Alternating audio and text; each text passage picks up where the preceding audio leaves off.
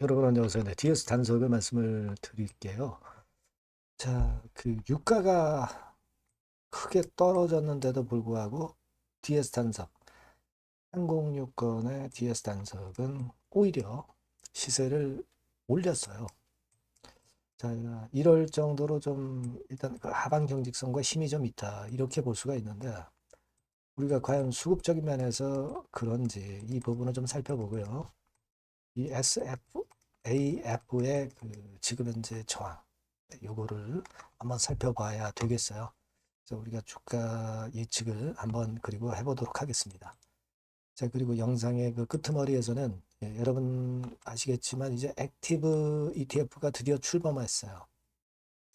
그죠? 그래서 이 굉장히 핫한 패턴으로 지금 전개가 되고 있습니다. 제가 미리 예고를 했지만 이제는 지수 ETF가 아니야. 액티브 ETF입니다. 근데 ETF는 너무 세금이 비싸. 그러니까 우리가 그 관련 수의 종목을 공략을 하는 겁니다. 네, 요거 말씀을 영상 후반부에 액티브에 대해서 말씀드릴 테니까 꼭 참고하시고 좋은 수익 얻어 가세요. 자, DS 단석 그럼 먼저 말씀드릴게요. 여러분들의 구독, 좋아요, 알림 설정 대단히 감사합니다. 상단에 구독자 무료 혜택 꼭 확인하시고요. 그리고 우리가 지금 유가라든지 여러 전쟁권과 관련한 변수가 있기 때문에 텔방에서 실시간으로 여러분들께 바로바로 정보와 사인을 드리고 있어요. 네, 그러니까 여러분들이 DS 단석 입장 이렇게 문자를 주시면 제가 텔방에 초대해서 끝까지 여러분과 함께 할 겁니다. 네, 요걸 같이 병행을 하시는 게 좋아요. 네. 자, 지금 여러분 위쪽으로 올라왔습니다. 근데 여러분 아시겠지만 유가 자체는 큰 폭으로 크게 하락을 해서 마무리가 됐잖아요. 크루드 오일하고 브렌트 오일 8.53% 정도 내림세를 보이면서 자, 일단 유가가 100달러 위쪽으로 올라갔다가 다시 이제 회복이 된 그런 모습이 특히 눈에 띈 그런 상황입니다. 자, 그렇다면 이 항공유 관련해서는 좀 마이너스 요인이 있을 건데 그럼에도 불구하고 올라왔어요.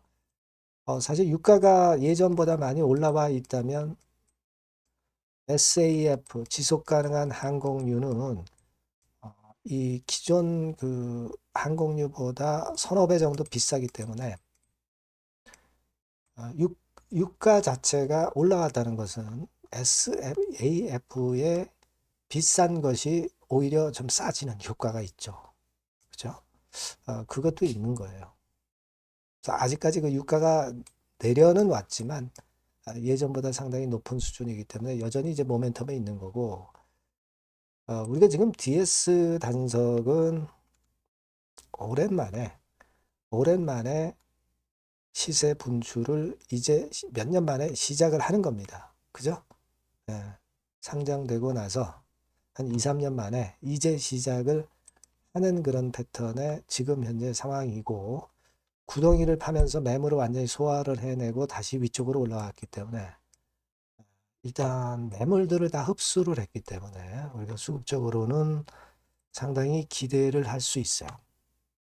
그리고 이 SAF가 비싸기 때문에 한번 이 의무화 재료권에 대한 약간의 재료라도 나오면 그것에 따른 시세 상승은 가팔라질 가능성이 높은 거죠. 예, 그렇게 볼 수가 있습니다. 그래서 지금은 제가 볼 때는 이 구덩이를 파면서 매물들 완전히 흡수를 했기 때문에 그 부분을 여러분들이 긍정적으로 봐야 되고 유가는 그러면 100달러 밑으로 내려왔으니까 계속 거기에 머무를 것인가 아직은 몰라요. 그러니까 요거는 우리가 진행 상황을 또 봐야 됩니다. 그죠? 그래서 지금은 DS 단석이 그리 쉽게 다시 하락하는 사이클로 가지는 않을 것 같아요. 만약에 하락한다 하더라도 예를 들면 이걸로 보여드리면 자 제가 볼 때는 하락한다 하더라도 일단 범위가 그다지 크게 내리지 않는 범위가 될 것으로 그렇게 생각이 됩니다. KRX 시장에서는 이런 식으로 마무리가 됐지만 애프터마켓 시장에서는 좀 내렸어요. 약간 내려서 이 차트로 됐습니다만은 되게 뭐 이런 범주를 크게 벗어나지는 않을 거예요. 하락한다 하더라도. 그리고 다시 반전 시도에 대한 가능성은 당연히 있을 수밖에 없는 거고. 지금은 우리가 다시 내려가지고 뭐 이런 식으로 1번 코스로 된다기보다는 안 돼도 2번 코스 정도로 될 것이다. 이런 생각이 좋지 않나 그렇게 판단이 들어요. 아시겠죠? 네, 그렇게 일단 생각을 하고 있고 다만 이제 유가라든가 여러 변수는 제가 계속 챙겨 드릴 거고요. 거기에 따른 실시간 전략이 항상 중요한 겁니다. DS 단석이라고 꼭 문자를 주시면 실시간 정보 사인 드리고요. 무료 텔레그램 방 제가 여러분들이 DS 단석 입장이라고 문자 주시면 텔방에 초대해서 좀 더 면밀하게 말씀을 드릴 거예요. 다른 종목이 화끈한 게 있다면 그것도 말씀을 드릴 겁니다. 아시겠죠? 네. 그러니까 꼭 문자 주시고요. 그리고 제가 여러분 그 서두에 말씀드렸지만은 이제 액티브 관련 수혜주에 주목을 하셔야 돼요. 네. 요거 지금 말씀드릴 테니까 꼭 참고하셔서 좋은 수익 내시기 바랍니다. 네, 여러분 이제는 말이죠. 액티브 ETF가 새로 출범하는 거를 여러분들이 잘 알고 이 액티브 종목을 집중 공략을 하셔야 됩니다. 그래서 제가 액티브 종목을 말씀을 드릴 거예요. 그러니까 여러분 요즘 그 지수 ETF를 투자하는 것은요, 네, 이미 한물 가버린 겁니다. 네, 이제는 지수가 한 차례 큰 폭으로 급등했다가 흔드는 그런 패턴이기 때문에 이제는 다시 그 코스닥 쪽에서 출범하는 액티브 ETF를 봐야 돼요. 근데 여러분들이 뭐 ETF를 하라는 말씀이 아니라 그 액티브 ETF에 편입이 될 종목을 해야 된다는 거예요. 예. 그냥 뭐 개인들 사는 종목들이 되는 건 절대 아니고요. 실제로 이 액티브에 편입이 되는 종목들, 네, 이런 종목들만이 차별적으로 또 큰 시세를 낼 거예요. 물론 여러분 코스닥 쪽 액티브 쪽 ETF가 새로 출범하는 겁니다, 여러분. 그걸 여러분들이 주목을 하실 필요가 있다. 그래서 여기에 대한 말씀을 제가 드리려고 해요. 그래서 삼성하고 타임폴리오 쪽에서 먼저 이제 시작을 하는데 시작을 할 따름이고 이걸로 그냥 끝이 아니라 계속 연이어질 수 있다는 부분들을 여러분들이 생각하셔야 됩니다.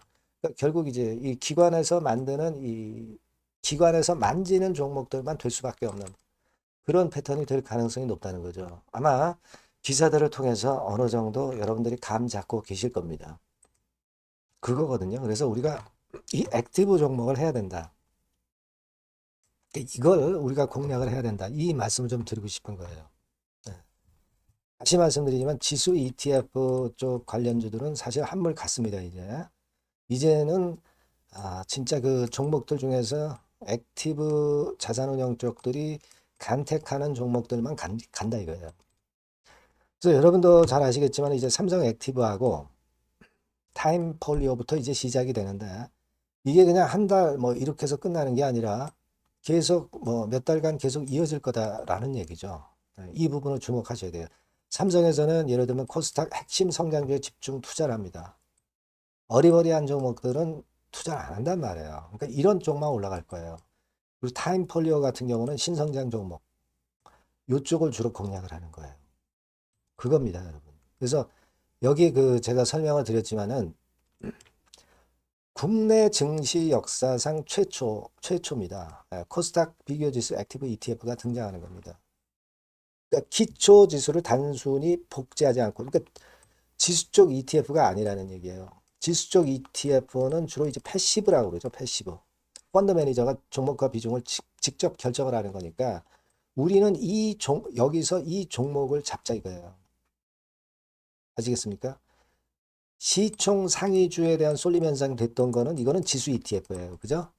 그러니까 종목별 차별화 장세 대응에 용이하다는 겁니다. 이걸 우리가 명확히 파악하고 대응을 하셔야 된다는 얘기예요.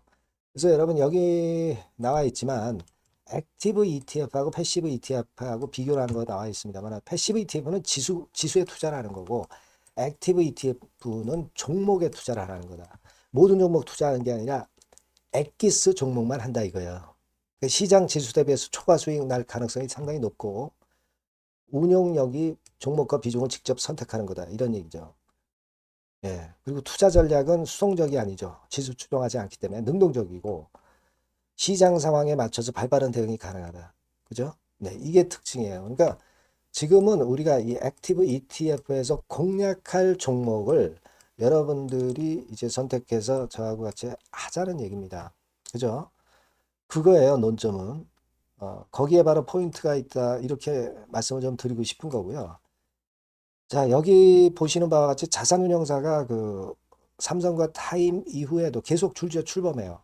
하나자산운용, 미래에셋, KB, 신한, 한국투자신탁운용 이런 식으로 출범합니다. 그러니까 선도 주자인 삼성이나 타임 같은 경우가 분명히 이제 상당히 고무적인 좋은 결과를 만들어낼 거란 말이에요. 그렇게 되면서 이쪽으로 또 자금이 몰리는 겁니다, 여러분. 지수 ETF 쪽이 아니에요. 액티브 ETF 쪽으로 몰린다 이거예요. 자, 그렇기 때문에 이건과 관련된 액티브 관련주를 제가 말씀을 드릴 거예요. 그게 뭐 한 종목으로 끝나는 게 아니라 지속적으로 말씀을 드릴 겁니다, 여러분.